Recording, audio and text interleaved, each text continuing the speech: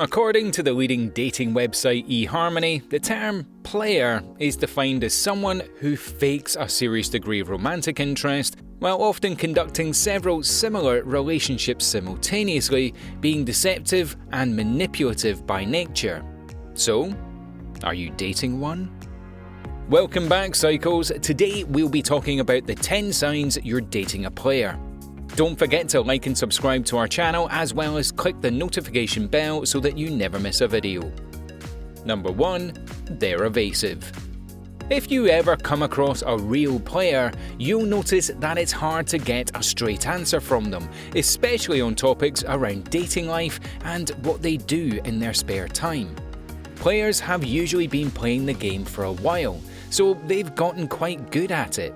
When you're asking them a question, it's not that they'll flat out lie, unless they really have to. Players are more inclined to beat around the bush, so to speak. For example, if you ask a playing partner what they've been up to all day, they may give you a vague response such as, "Oh, I've been out and about," or "I've been keeping busy."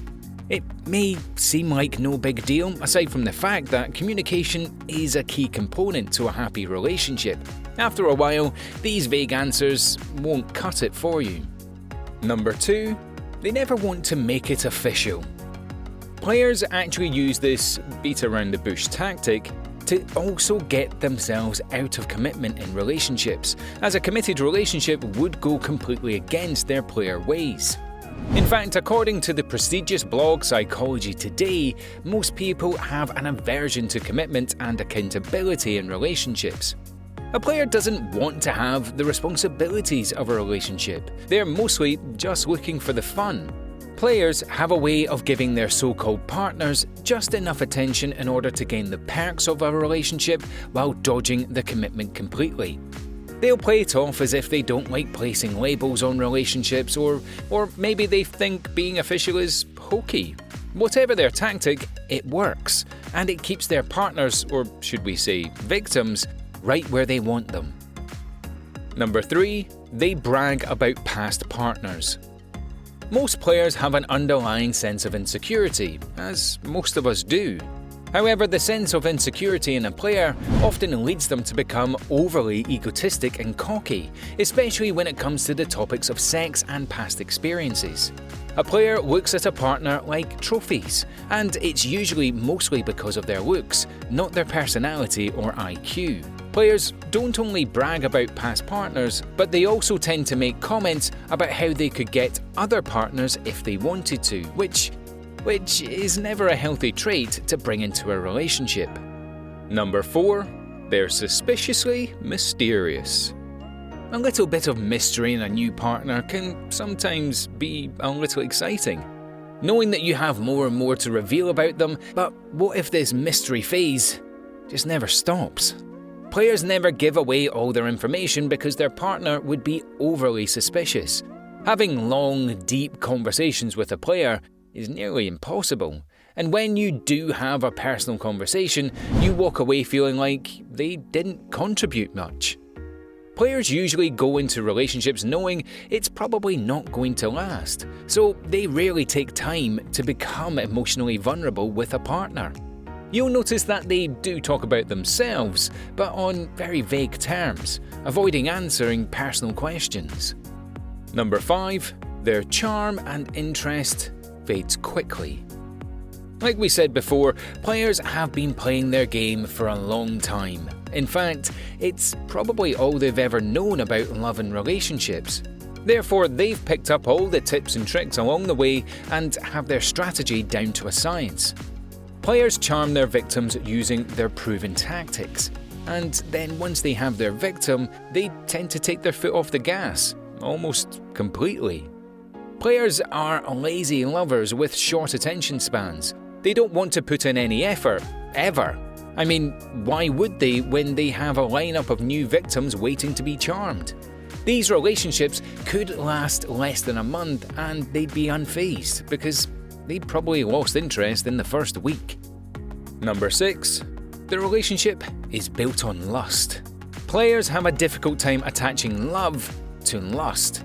which is why they can carelessly hop from one partner to the next. A relationship based solely on lust can make partners feel disappointed and lonely, and players actually use this to their advantage. Players give off a sense of emotional unavailability, especially once their charming phase is over and they've become bored of you. This emotional unavailability will have their partners already questioning if this is the right person.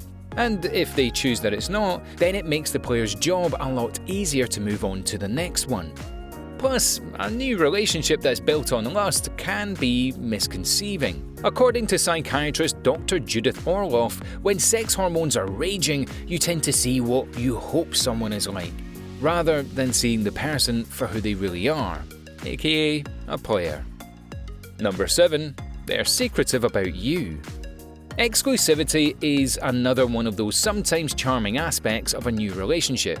Yet, when it doesn't shy up, you have a major problem.